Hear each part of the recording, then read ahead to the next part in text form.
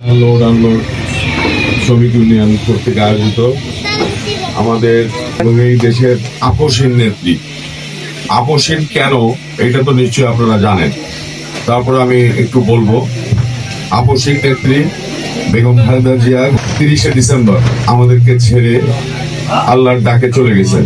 আপনারা আজকে এখানে উপস্থিত হয়েছে।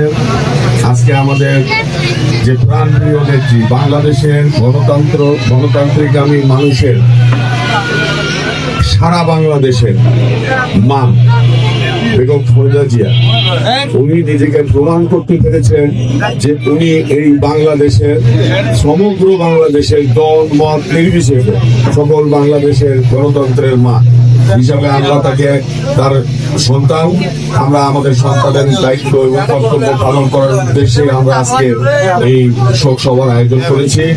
এই শোক সভাতে আমরা আমাদের নেত্রীর বিগত দিনের কিছু কথা বলবো, যে কথাগুলোর কারণে উনি আজকে আমাদের মাঝে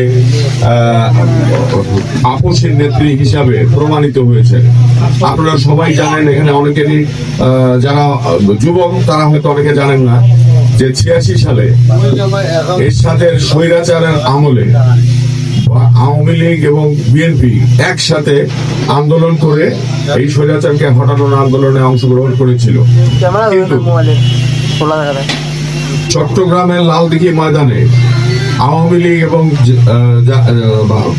বিএনপি দুইজনেই, আমরা আমাদের দুইটা দলই, আমরা বিএনপির কর্মী, আমাদের দুইটা দলই বাংলাদেশের আগামী 86 সালের নির্বাচনে অংশগ্রহণ করবে না এবং আমরা এরশাদকে হটাও আন্দোলন আরো জোরদার করব।